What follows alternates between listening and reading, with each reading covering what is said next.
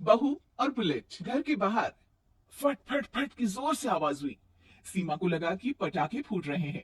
वो डर के मारे घर से बाहर निकली। देखा तो सामने योगेश यानी कि पतिदेव एक बुलेट बाइक पर बैठे हैं। अरे डर गई क्या? बाइक लेकर आया हूं तुम्हें घुमाने के लिए। सच में? मुझे लगा पटाखे फूट रहे हैं। अरे पटाखे भी फूटेंगे और मिठाई भी बचेगी। माँ को तो बुलाओ। माँ भी बाहर आ जाती है। अरे योगेश बेटा, इतनी जल्दी आ गया।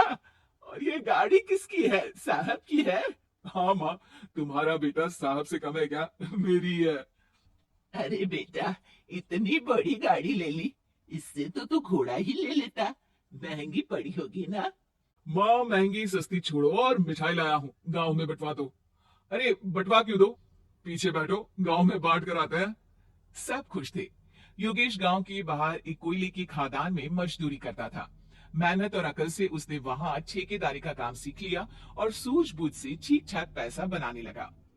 गांव में बात फैल गई कि योगेश के घर धमाका गाड़ी आई है। ऐसी गाड़ी पहले कभी किसी ने गांव में तो देखी नहीं थी। योगेश और माँ गाड़ी से वापस घर आ जाते हैं। बेटा, बाबूजी ऊपर से देख रहे होंगे और आशीर्वाद भी दे रहे होंगे तुझे। वो होते तो उनको भी घुमाता माँ। पूरे गांव में नाच नाच के मिठाई बांटने जाते। जैसे मैंने नाच नाच के बांटी थी जब वो अपने लिए एक साइकिल लेकर आए थे।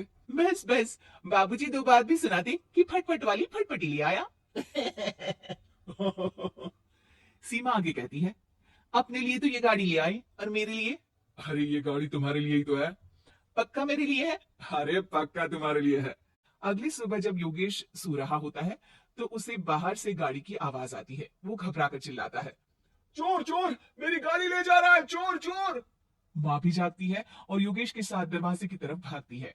जैसे ही दोनों बाहर निकलते हैं तो देखते हैं कि सीमा गाड़ी चला रही है। अरे बहू, नाक कटवाओगी क्या? ये क्या कर रही हो? अरे गिर जाओगी, ये क्या कर रही हो तुम? सीमा गाड़ी को रोक कर कहती है, सारे गांव में घुमा लाई, कहीं नहीं गिरी। क्या? सारे गांव में घुमा लाई? अरे लोग क्या कहेंगे बहू? सोचा क्या एक बार? यही कहेंगे कि कितनी अच्छी गाड़ी है। अरे तुम्हारे बारे में। हाँ, कहेंगे ना कि देखो कितनी अच्छी गाड़ी पर बैठी है। बहू गाड़ी रखकर योगेश और सासू माँ के पास जाती है।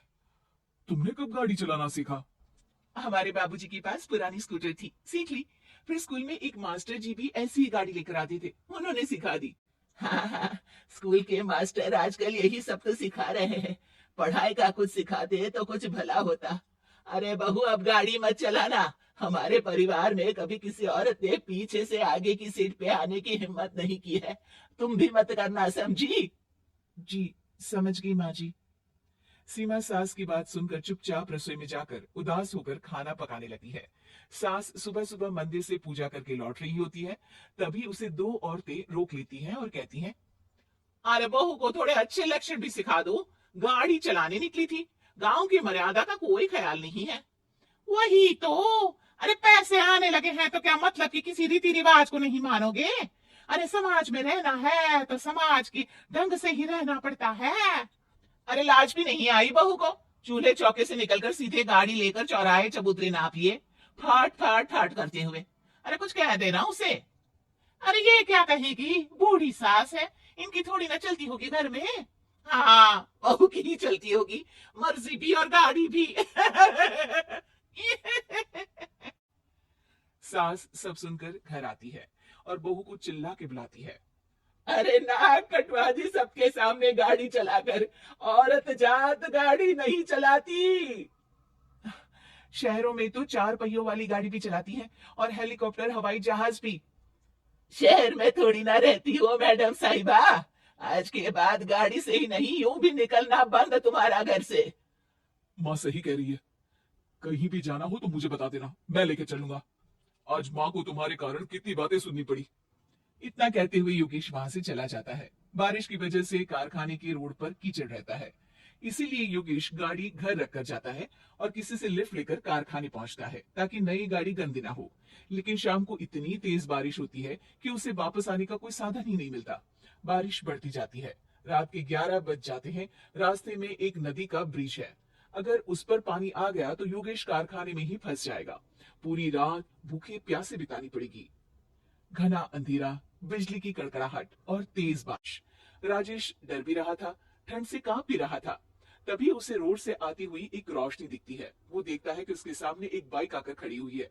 वो ऊपर वाले को धन्यवाद देकर उस बाइक वाले आदमी की तरफ बढ़ता है, पर पास जाकर देखता है तो भौचक्का रह जाता है। सीमा, तुम यहाँ इतनी बारिश में गाड़ी पर?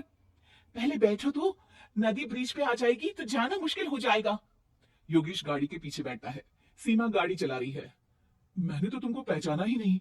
गाड़ी की आवाज तो पहचानी होगी ना? अरे पर मुझे नहीं पता था कि तुम आओगी। अच्छा किया कि तुम आ गई।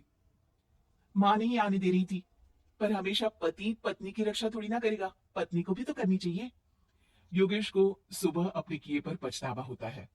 उसकी आंख में आंसू आ गए, जो बारिश की बूंदों में बह गए थे। उसके बाद सीमा को सास ने और योगेश ने खुशी खुशी समाज की सीमा लांघने की मंजूरी दे दी। अब वो जहां भी जाती, फट फट फट गाड़ी पे ही जाती।